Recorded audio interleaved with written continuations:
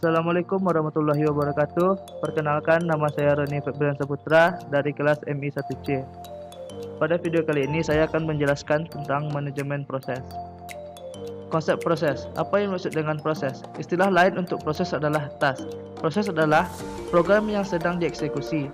Secara fisik, proses berisi instruksi dan data, program counter, semua nilai register pemroses, serta stak yang berisi data yang bersifat sementara atau temporer, seperti data parameter rutin, alamat kirim, dan variabel lokal.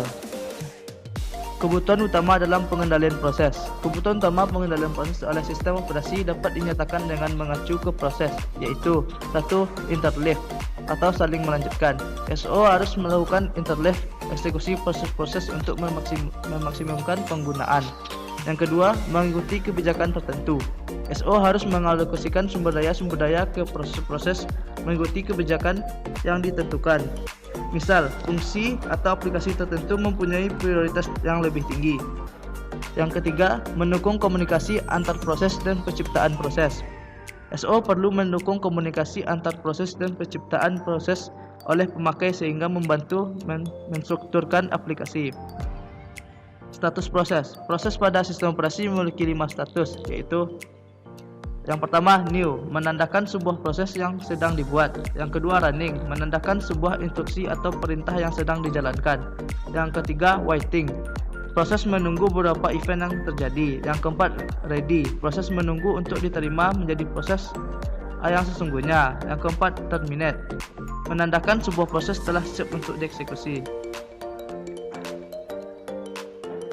Penjelasan dari gambar proses. Dari gambar dapat dijelaskan bahwa proses yang pertama kali dialami adalah new, artinya proses dibuat.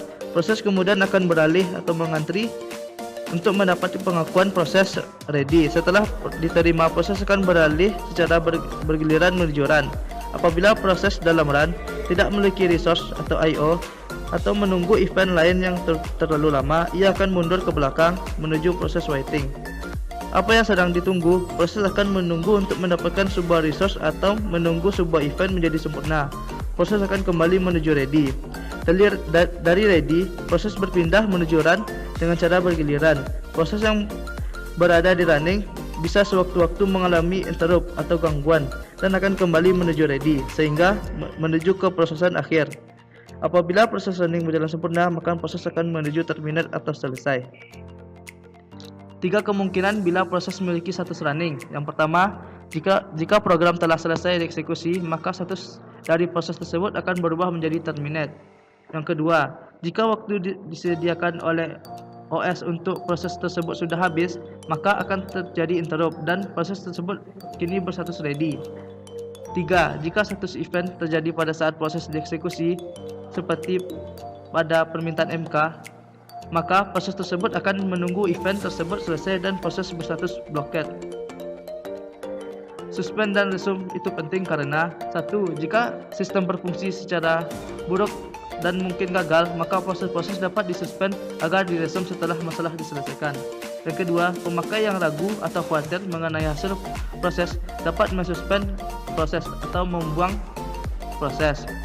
Yang ketiga, sebagai tanggapan terhadap fluktuasi jangka pendek beban sistem, beberapa proses dapat disuspend dan diresume saat beban kembali ke tingkat normal. Operasi-operasi pada proses. Yang pertama, pembuatan proses. Yang kedua, penghancuran proses atau terminasi proses. Yang ketiga, penundaan proses. Yang keempat, pelanjutan proses kembali. Yang kelima, memblokir proses. Yang keenam, membangun proses. Yang ketujuh, menjadwalkan proses. Aktivitas yang terjadi ketika pembuatan proses. Yang pertama, menamai proses. Yang kedua, menyisipkan proses pada senarai proses atau tabel proses. Yang ketiga, menentukan prioritas awal proses. Yang keempat, menciptakan PCB. Yang kelima, mengalokasikan resource awal bagi proses. Implementasi proses. Yang pertama, tabel memori, menjaga keutuhan antara memori utama dan memori sekunder. Contohnya, 1. Alokasi utama dipakai proses, alokasi memori sekunder yang dipakai proses, atribut segmen memori utama sekunder, informasi lain yang digunakan untuk pengelolaan memori. Tabel I/O. Pada waktu digunakan proses tertentu, dijaga agar tidak digunakan proses lain. Fungsi 1. Status I/O, 2. Lokasi memori utama, 3. Transfer data dengan perangkat I/O. Tabel berangkas berisi informasi mengenai ekstensi berkas, lokasi pada memori sekunder, status saat itu, dan atribut berkas lainnya. Terakhir, tabel proses mengelola informasi proses pada I/O, proses memori utama, lokasi ruang alamat tertentu. Ruang alamat sama dengan processing image atau cipta proses. Dan informasinya data pemakai, program pemakai, stack system, PCB. PCB atau Process Control Block. 3 komponen elemen informasi pada PCB. Yang pertama, identifikasi proses. Yang kedua, informasi status proses. Yang ketiga, informasi kendali proses. Identifier numerik meliputi 1. Identifier proses. Yang kedua, identifier proses yang menciptakan. Yang ketiga, identifier pemakai. Informasi kendali proses. Yang pertama, informasi penjadwalan dan status. Contohnya, status proses, prioritas, informasi berkaitan dengan penjadwalan. Yang terakhir, kejadian. Yang kedua, penstrukturan data. Yang ketiga, komunikasi antar proses. Yang keempat, kewenangan proses. Yang kelima, manajemen memori. Yang keenam, kepemilikan dan utilitasi resource. Contohnya, berkas yang dibuka, pemakaian proses, yang terakhir pemakaian sumber daya lainnya. Interupsi sistem. Tipe-tipe interupsi sistem. Interupsi clock atau clock interrupt. SO atau penjadwalan menentukan apakah proses yang sedang running telah mengeksekusi selama jatah waktunya. Jika ya, proses dialihkan ke status ready, proses lain dijadwalkan running. Interupsi I/O atau I/O interrupt. Peralatan I/O melakukan interupsi meminta layanan SO. Patch atau memory fault. Proses menemukan pengacuan alamat memori maya yang tidak terdapat di memori utama atau fisik. SO segera memerintahkan untuk mengambil patch yang terdapat alamat yang dimaksud untuk pemindahan ke memori utama.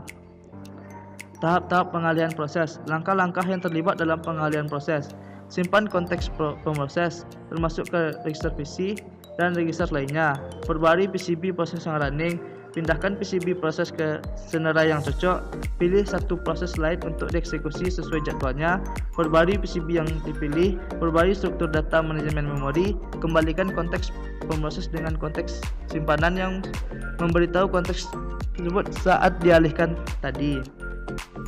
Sekian yang dapat saya sampaikan. Jika ada kesalahan, saya mohon maaf. Wabillahi taufiq wal hidayah. Assalamualaikum warahmatullahi wabarakatuh.